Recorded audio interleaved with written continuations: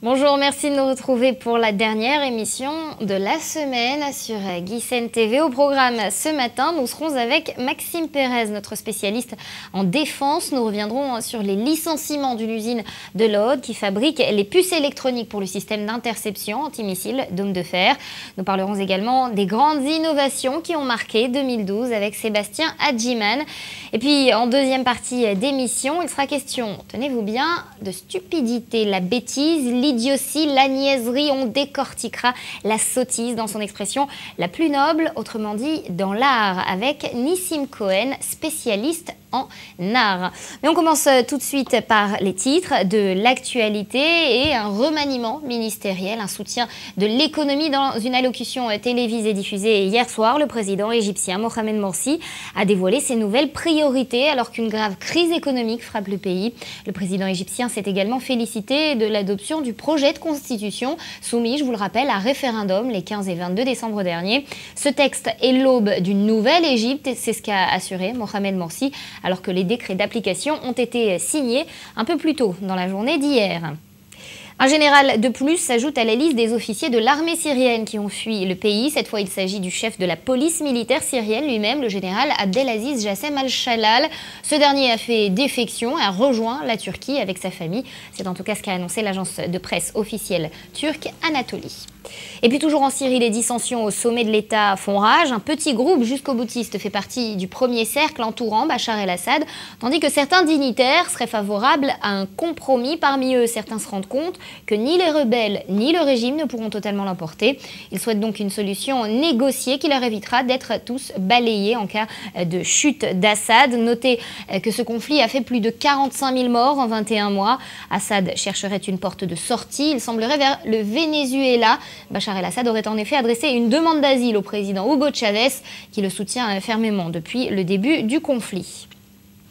Actualité en Israël, un Palestinien a été arrêté hier soir à un point de contrôle avec une bombe. C'est la police militaire qui l'a arrêté à un barrage dans la vallée du Jourdain. Il portait sur lui donc une bombe et un couteau enveloppé dans du ruban adhésif. Une enquête a été ouverte. La France a fait protéger son ambassade à Bangui en Centrafrique, attaquée hier soir par des manifestants, reprochant l'inaction de Paris alors que les rebelles du Seleka semblent avoir pris le contrôle du pays.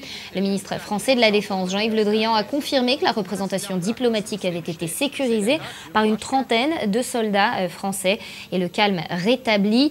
Je vous annonce par ailleurs que l'ONU a déclaré en fin de soirée hier qu'elle allait retirer son personnel non essentiel du pays. Les États-Unis ont pour leur part déclaré encourager tous les Américains à quitter la Centrafrique. Voilà, c'est tout pour le point sur l'actualité. On rejoint tout de suite Maxime Pérez sur ce plateau pour parler, bonjour Maxime. Bonjour Nathalie. Pour parler donc des licenciements dans une usine de l'Aude, l'usine de Sandmani, qui fournit les puces électroniques pour le système Dôme de Fer. 400 personnes pourraient être licenciées. On en reparle juste après avec Maxime Pérez. On écoute tout d'abord ce reportage. Dôme de Fer, ou l'une des plus grandes fiertés de l'industrie militaire israélienne. Lors de la dernière opération à Gaza, ce système antimissile a évité à l'arrière-front de lourdes pertes matérielles et humaines. Un succès au goût amer pour ses employés de la société américaine Sanmina. En difficulté, elle vient d'annoncer la fermeture de son usine en Israël, où près de 400 ingénieurs fabriquent chaque jour des puces électroniques qui alimentent les fusées du système Dôme de Fer. Mardi matin, plusieurs dizaines d'entre eux sont venus exprimer leur détresse devant les bureaux du ministère de la Défense à Tel Aviv. Ils en appellent à la raison. Leur entreprise est viable et continue de recevoir des commandes. Le ministère de la Défense a besoin de ces puces électroniques. Il va poursuivre le développement du système Dôme de Fer alors qu'il continue à le faire avec une main-d'œuvre israélienne et pas avec des fournisseurs étrangers. En attendant une éventuelle reprise de l'usine par le gouvernement israélien, c'est Maurice Mansour qui dirige la contestation. Depuis le siège de l'usine à l'Aude, près de Tel Aviv, ce délégué syndical s'efforce de rassurer tous les employés. On a travaillé non-stop pour permettre à l'État d'Israël de se défendre. On demande aujourd'hui à ce qu'il nous défende à son tour. Ceux qui peuvent nous venir en aide doivent comprendre qu'ils défendent aussi la sécurité de tous les citoyens du pays. Dans l'usine, le travail continue comme si de rien n'était. Et même si des négociations sont engagées avec les autorités, les employés se donnent encore quelques jours avant de durcir le mouvement. Maxime, cette usine, c'est pas la première fois qu'on parle de restructuration. L'usine de Sanmina, donc à Lod, elle était d'abord détenue par un fleuron de l'industrie militaire israélienne, puis reprise par les Américains. Aujourd'hui, qu'en est-il ? Absolument, c'est la société Tadiran, vous l'avez dit, l'un des fleurons de l'industrie militaire israélienne, spécialisée notamment dans les composants électroniques, qui avait permis la réussite de cette usine il y a une vingtaine d'années. Tadiran a vendu en 2000 cette société à une grande entreprise américaine que l'on a vue ici, Sanmina. Mais le problème, c'est qu'aujourd'hui, cette société américaine est en faillite et elle est obligée de fermer son usine en Israël. Donc, c'est 400... Alors, ce que vous nous disiez, c'est que l'usine en Israël, c'est pas forcément celle qui marche le moins bien de toutes ces sociétés détenues par les Américains. Voilà, Sanmina, c'est une société basée en Californie, à San Diego. Elle dispose d'environ 50 000 employés à travers le monde, notamment 8 usines en Europe et sur le territoire nord-américain. Le problème, c'est qu'en Israël, ça fonctionne parfaitement, ailleurs un peu moins, mais c'est aujourd'hui en Israël que cette société est obligée de cesser ses activités. Donc plus de 400 personnes qui risquent donc d'être mises à la porte. La véritable communication de tous ces salariés, elle est réalisée sur Dôme de Fer, mais ce qu'il faut dire tout de même, c'est que l'une des principales activités n'est pas seulement Dôme de Fer. Cette société travaille également avec Siemens ou d'autres sociétés, créent des puces électroniques et d'autres technologies pour d'autres sociétés, pas seulement pour Dôme de Fer, mais la communication est basée là-dessus. Absolument, parce que tout simplement les employés savent que Dôme de Fer, c'est un système qui parle à l'opinion publique israélienne. C'est un petit peu le héros national, le héros de la dernière opération militaire à Gaza. Aujourd'hui, il y a un besoin, vous le savez, de batteries supplémentaires. Il y a un besoin de renouveler les stocks du système de missiles Dôme de Fer. Et c'est pour cette raison qu'en utilisant, évidemment, en portant leur combat à travers ce système de défense Dôme de Fer, les employés de cette société Sanmina espèrent toucher l'opinion, espèrent faire parler de leur cause et obtenir en fait gain de cause. Ils veulent aujourd'hui un rachat ou une reprise en main des autorités israéliennes. Voilà, et notamment... c'est ça qu'ils exigent, c'est que le ministère de la Défense, ou en tout cas les autorités israéliennes, puissent racheter cette société pour permettre de créer bleu-blanc, c'est-à-dire en Israël, les besoins relatifs à Dôme de Fer et non pas l'exporter, puisque ce que vous nous disiez, c'est que... Absolument. Aujourd'hui, le financement du système Dôme de Fer est essentiellement américain, mais toute la ligne de production est faite en Israël, qu'il s'agisse des batteries du système antimissile, mais également les missiles intercepteurs Tamir. Alors il y a d'autres sociétés à part Sanmina. Il y a notamment le groupe Rafael, qui est l'un des autres grands noms de l'industrie militaire israélienne. Mais le problème est qu'aujourd'hui, si l'on arrête cette production de cartes électroniques, de puces électroniques, en Israël, les Américains peuvent tout à fait dire aux Israéliens, même s'ils ont un contrat avec le ministère de la Défense, vous n'êtes plus en mesure de fabriquer ces puces en Israël, dans la mesure où nous finançons ce système antimissile, nous pouvons également réaliser une partie de la production sur notre territoire. Évidemment, cela fermerait la porte à toute reprise en main de cette usine par le ministère de la Défense ou par une toute autre société israélienne intéressée par un plan de sauvetage. Maxime, merci pour ces précisions. Donc pour Dôme de Fer. Et l'on reçoit également sur ce plateau Sébastien Hadjiman. Bonjour. Bonjour. Merci de nous avoir rejoints ce matin. Dôme de Fer, c'est l'une des grandes innovations d'Israël et cette année, elle a beaucoup fait parler d'elle manifestement et notamment avec l'opération Pilier de Défense. Aujourd'hui, vous venez nous présenter d'autres innovations. Vous voulez nous faire une rétrospective 2012 du high-tech israélien. Oui, tout à fait, Nathalie. C'était un exercice extrêmement difficile, comme vous pouvez l'imaginer, de récapituler toutes les tendances. Il a fallu faire des choix. Exactement. L'économie aujourd'hui, à l'ère digitale, l'ère du monde du web et du high-tech, les changements s'opèrent très profondément et en un laps de temps très réduit. Et donc cette année 2012 a vu de très profonds changements, donc de nouvelles tendances apparaître. Et c'est ce que je suis venu vous présenter aujourd'hui. Alors vous nous parliez, en préparant cette émission, de la première tendance, c'est l'économie collaborative. Vous pouvez nous expliquer ce que c'est exactement? Tout à fait. L'économie collaborative ou la consommation collaborative, c'est tout simplement un pur produit de ce qu'on appelle le Web 2.0. Le Web 2.0, c'est le nouvel Internet. C'est la nouvelle façon d'utiliser Internet. Alors, la collaboration en soi n'est pas quelque chose de nouveau sur Internet, mais la crise économique, le contexte économique difficile a fait qu'en 2012, ce type d'emploi a tout simplement explosé. Et donc, pour illustrer cette économie collaborative ou cette consommation collaborative, je vous ai amené plusieurs exemples. Le premier exemple étant la start-up française covoiturage.fr, qui vous permet donc de proposer à d'autres personnes, à d'autres membres de la communauté, les places libres qui sont les places libres de votre voiture, moyennant bien entendu une participation financière, ce qui est ce qu'on appelle un modèle win-win, étant donné que à la fois le conducteur et les personnes qui voyagent avec lui voyagent à moindre coût. Chacun dépense moins et finalement c'est tout le monde qui y gagne. La crise donc qui est résolue d'une certaine façon sur Internet, qui trouve certaines applications sur Internet. Donc tout à fait, cette société covoiturage.fr a tout simplement explosé en 2012 et elle a atteint près de 3 millions de membres et aujourd'hui elle part à l'assaut de l'Europe. Donc vous avez amené également d'autres exemples d'économie collaborative. Alors voilà, donc toujours dans la tendance de l'économie collaborative, il y a ce que les experts nomment le crowdsourcing. Alors qu'est-ce que le crowdsourcing? En français dans le texte. En français dans le texte. De quoi s'agit-il? Tout simplement, c'est les utilisateurs ou les membres de la communauté qui vont participer à enrichir le contenu proposé sur le site ou sur l'application, et ce de façon automatique. Cette dernière tendance s'étant accélérée très fortement en 2012, notamment par la diffusion très largement répandue des smartphones.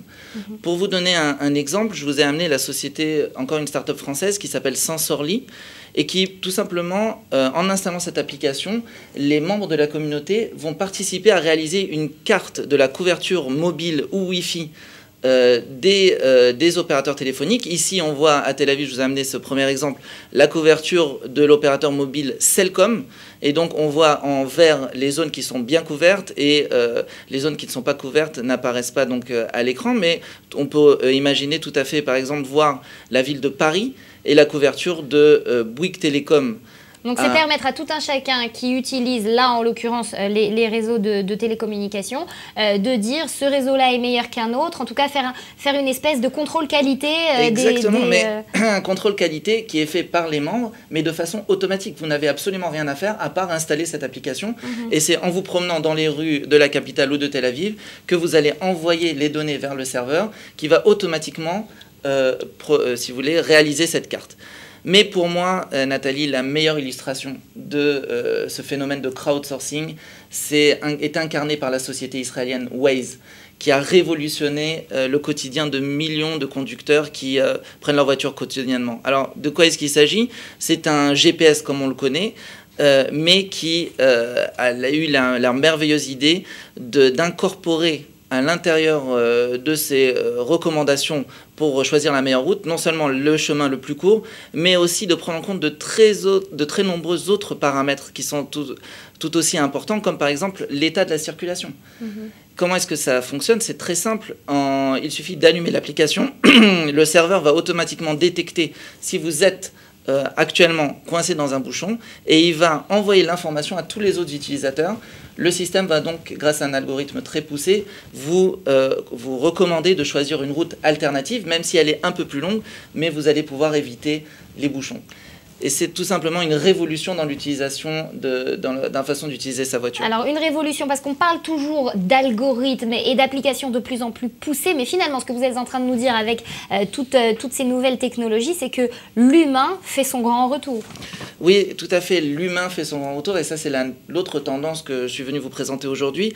C'est ce que les experts appellent le H-factor, le facteur humain, et l'idée c'est de tout simplement redonner une dimension physique à l'expérience online.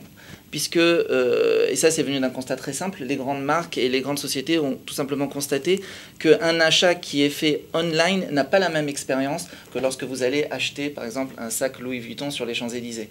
Et donc l'idée c'est à travers l'expérience online amener la transformation Donc d'achat. redonner un petit peu ce charme de l'achat, de se rendre dans un magasin et puis de discuter, converser avec le vendeur. Il faut redonner ce charme-là. Tout à fait, tout à fait. Les marques ont tout simplement analysé et vu qu'un achat qui a été effectué dans un point de vente physique va être beaucoup plus impactant sur la personne. La personne va en parler, va se remémorer l'acte d'achat, etc. Et ça, on peut le voir à travers de nombreux secteurs, notamment les sites de rencontres online. Mais justement, c'est une question, ça, les sites de rencontres. Alors, tout est virtuel oui, jusqu'à la relation ou... Tout à fait. Ce qu'on voyait apparaître, donc encore une fois, les sites de rencontres n'est pas une nouveauté en soi. C'est quelque chose qui était très développé, mais avant de se rencontrer, on chattait énormément pendant des mois et des mois avant de fixer un premier rendez-vous.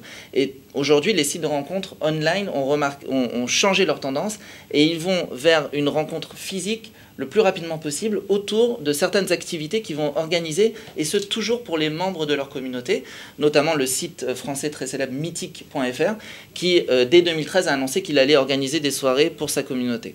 Donc, et ça se caractérise également au niveau du commerce online, du commerce en ligne, du e-commerce, donc où on essaye d'être plus proche des commerçants, plus proche également des clients. Exactement. Alors dans le secteur du e-commerce, cette nouvelle tendance s'appelle le mix commerce, à savoir commencer l'acte d'achat online pour la terminer et pour amener le client dans un point physique. Aujourd'hui, ce qu'on voit, c'est une surabondance des produits, une standardisation des services, et donc seule une expérience client va faire la différence. Vous parliez de la société française Mythique. En Israël aussi, on cherche cette relation client de commerçant à client. Oui, tout à fait. En Israël, paradoxalement, le e-commerce, l'achat en ligne est très peu développé, étant donné que les personnes ont besoin de cette relation humaine pour l'achat. En revanche, ce qu'ils vont faire, c'est qu'ils vont aller sur des sites comparateurs de prix avant l'acte d'achat pour comparer les prix et se rendre vers le meilleur commerçant. Donc maintenant, on prépare notre achat sur Internet et on n'achète plus seulement sur Internet. Un exemple de start-up israélienne qui fait fureur dans ce domaine? Oui, une société vraiment qui cartonne, qui explose aujourd'hui, et ce dans le domaine de la relation client. Les grands groupes ont compris qu'aujourd'hui, les clients n'ont plus envie d'être un simple numéro et vont éviter d'attendre que le client appelle pour résilier son abonnement pour lui proposer un nouveau forfait plus adapté. Et donc aujourd'hui, la société Idomo, qui, comme on va le voir dans cet exemple, a de très nombreux clients. Ici, on voit une société d'assurance qui va directement envoyer une vidéo personnalisée à son client, qui a, comme vous le voyez, une Golf de type Volkswagen qui paye 299 € par mois et dont le contrat va expirer le 3 septembre. Et vous allez voir que la société va tout faire et va lui parler de façon personnalisée pour le retenir. Alors, aujourd'hui, Sébastien, quand on parle d'Internet, de toute façon, il faut qu'une chose soit claire, c'est que tous les mots, ou presque, sont en anglais. La troisième tendance dont vous vouliez nous parler ce matin, c'est le quantified self. En français, une fois de plus, dans le texte, la quantification personnelle. Oui, c'est une traduction libre, la quantification personnelle, ou l'art de mesurer ses propres données et de les partager online avec ma communauté. Alors, quand je dis mesurer ses propres données, mesurer ses données personnelles, de quoi est-ce qu'il s'agit? C'est tout et n'importe quoi. Ça peut être le nombre de pas que j'ai effectué aujourd'hui, ça peut être le nombre de calories que j'ai absorbées, ou tout simplement mes cycles de sommeil que je vais envoyer vers un serveur qui va les analyser et je peux éventuellement les partager avec ma communauté. Une autre illustration de cet Internet des objets, de ces nouvelles innovations. Alors, et puis après, on m'indique qu'on manque de temps. D'accord, donc effectivement, dans cette tendance du quantified self, il y a la révolution de 2012 qui est l'Internet des objets. C'est un terme qu'il faut retenir. C'est tout simplement la possibilité des objets et des smartphones notamment à pouvoir communiquer avec Internet. Et les Israéliens ne sont pas en rade, et notamment avec la société start-up LifeWatch Technology qui a tout simplement développé un smartphone qui est muni, tenez-vous bien, de capteurs et qui permet d'avoir un véritable laboratoire d'analyse de poche. Alors oui, on avait déjà entendu ça, qui permet de voir quel est le pouls d'une personne, le rythme cardiaque, qui permet de mesurer certaines données. Exactement, de réaliser un électrocardiogramme et de l'envoyer directement à son médecin pour détecter d'éventuels troubles du rythme cardiaque. Mais Non seulement ça, mais aussi l'appareil vous permet de mesurer votre état de stress, votre masse graisseuse, le niveau de votre taux d'oxygène dans le sang, ce qu'on appelle la saturation, la glycémie, donc le taux de sucre dans le sang. Mais il y a aussi un capteur infrarouge sur le smartphone qui vous permet, en l'appliquant sur votre front, de prendre votre température. La température, quel progrès incroyable. En tout cas, ça rassurera les anxieux. Alors, on n'a pas eu le temps de développer toutes les technologies dont voulait nous parler ce matin Sébastien. Vous pouvez retrouver toutes ces technologies présentées par Sébastien, ainsi que lui poser des questions, envoyer des commentaires sur la page Facebook de la rubrique à l'adresse internet suivante, Israël Startup Nation. Merci Sébastien pour tous ces éclairages et bonne fin d'année 2012. À vous aussi Nathalie.